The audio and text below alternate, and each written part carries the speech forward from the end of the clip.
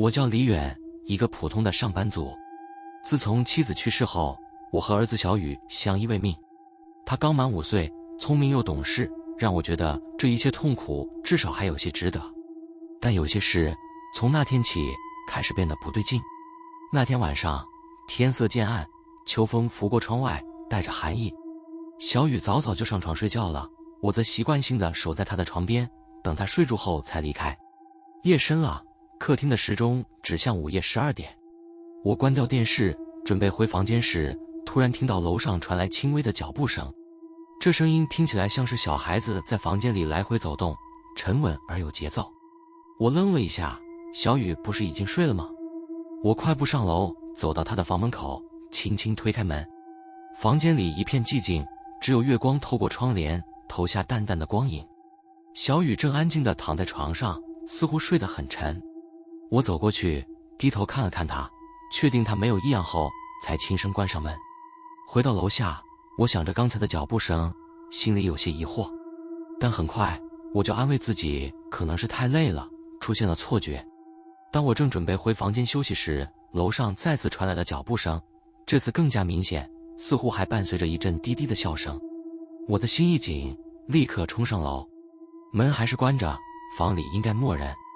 我深吸一口气，推门而入，小雨依然躺在床上，毫无动静。房间里没有任何异常，除了那种让人不安的寂静。我站在那里，盯着他睡着的脸，试图听出什么不对劲的声音，但除了我的心跳声，什么都听不到。我回到自己房间后，却怎么也睡不着，脑子里总是回想着那些不该存在的声音，脚步声、笑声，那种莫名其妙的轻声低语。我决定留意这些奇怪的现象。当晚的事情很快在繁忙的日常生活中被淡忘了。接下来的几天，一切看似正常。但有一天晚上，我在楼下准备工作文件，听到了小雨的房门开合的声音。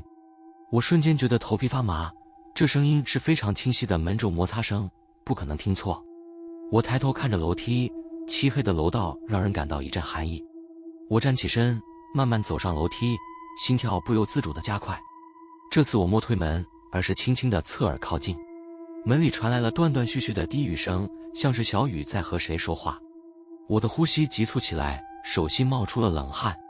我一把推开门，小雨果然坐在床上，背对着我，头微微低着，像是在看着什么。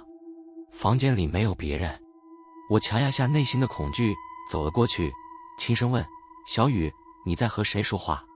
他没有立刻回答我，直到我走到他身旁，才缓缓转过头来，声音低低的，仿佛还没完全清醒：爸爸，他来找我玩。他？我一愣，顿时有些不知所措，谁来找你玩？小雨指了指床下。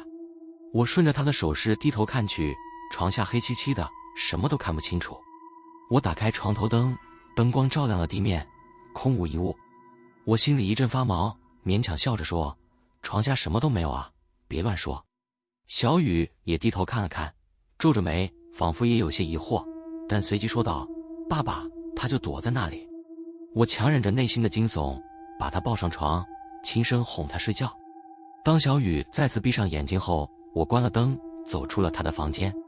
我的脑海里还不停回想着他说的话，无法平静。那个他到底是谁？夜里，我躺在床上翻来覆去，脑子里一片混乱。每当我闭上眼，耳边似乎就会响起那低语声，仿佛有个看不见的人影在我的床边走来走去。小雨的房间里似乎真的有个他存在。接下来的几个晚上，那奇怪的声音和现象愈发频繁，脚步声、轻轻的敲门声、低沉的笑声，每天夜里我都能听到。我甚至开始怀疑自己的理智是否已经出了问题，是否是因为妻子的去世，我的精神承受不了压力，开始产生幻听。最可怕的是，有天晚上，我再次听到了房间里传来的对话声。我压住心中的恐惧，打开房门。小雨依然坐在床上，面对着黑暗的角落，喃喃自语。我问他：你又在和谁说话？他转过头来，目光沉静，语气平淡：爸爸，他说他很喜欢你。我愣住了，浑身冰冷，没办法应对这种诡异的情况。我严肃地对小雨说：小雨，不要再和他说话了，他不是真实的。小雨似懂非懂地点了点头，却带着一丝不解。我转身离开了他的房间，关上了门。站在门口，我的背后一阵发凉，仿佛有一双无形的眼睛正盯着我。那一晚，我一直在楼下坐着，无法入睡。窗外风声呼啸，屋内的每个角落似乎都隐藏着什么不该存在的东西。凌晨3点左右，楼上忽然传来了一声巨大的响动，我心里一惊，立刻冲上楼，推开了小雨的房门。房间里的景象让我几乎停住了呼吸，小雨不见了。床上的被子凌乱地摊开，窗户大开，冷风吹进来，窗帘被风卷起，摇曳着。我疯了一样在屋子里四处寻找，但它似乎凭空消失了。我手脚冰冷，心跳加速，满脑子都是那句话，他说他很喜欢你。我疯狂地喊着小雨的名字，整栋房子里回荡着我的声音，但没有人回应。我几乎快要崩溃，直到我的手机响起来，是警察局的电话。电话那头传来了冷静的声音：李先生，您儿子小雨找到了，他在公园里独自徘徊，似乎不记得自己是怎么到那里的。我愣住了，心里百感交集。我飞奔出门，赶到了警局。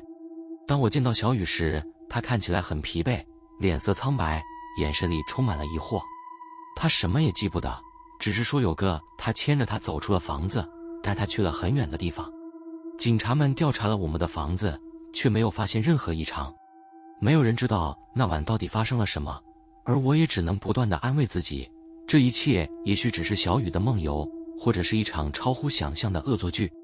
可每当夜晚来临，我还是会听见那些脚步声，那些低语，那个他从来没有离开过。而我知道，他一直在默默地看着我们，等待着下一次的夜晚来临。喜欢这则故事的话，记得订阅，开启小铃铛，才不会错过每晚间的恐怖小故事哦。